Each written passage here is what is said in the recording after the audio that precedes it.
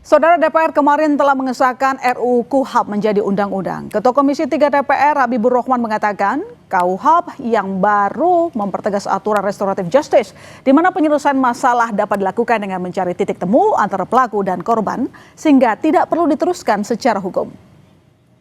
Ya, keadilan restoratif ini adalah intinya penyelesaian masalah antara pelaku dengan korban untuk mengembalikan kerugian korban tanpa melanjutkan ke proses hukum. Banyak sekali perkelahian remaja, misalnya orang yang sudah damai tapi proses hukumnya sering lanjut, ya kan ya.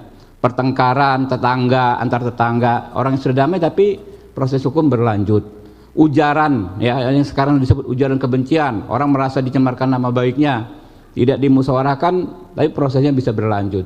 Dengan KUHP yang baru itu ada yang namanya mekanisme restoratif justice, bisa dipertemukan pelaku dengan korban, dicari titik temunya sehingga nggak perlu lanjut ke proses hukum. Ini nilai-nilai luhur yang sejak zaman dulu sebetulnya juga sudah ada, tapi baru kita atur secara tegas dalam KUHP ini, ya.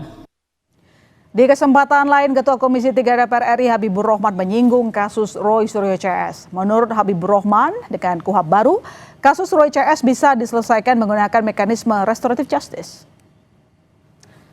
Habibur Rahman mengungkap KUHP baru memberi ruang penyelesaian perkara lewat restoratif justice. Pelaku, korban, dan pihak terkait bisa saling berdialog untuk mencapai solusi yang adil.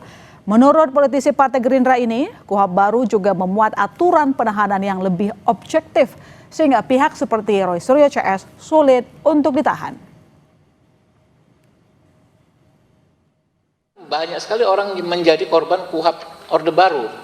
Lihat misalnya rombongannya kelompoknya Roy Suryo dan segala macam. Itu kan korban KUHP Orde Baru. Kenapa? Ya. Kalau menurut standar KUHP baru, Roy Suryo CS ini penanganan kasusnya bisa dengan restoratif justice, tapi di KUHP Orde Baru itu nggak diatur, gitu loh.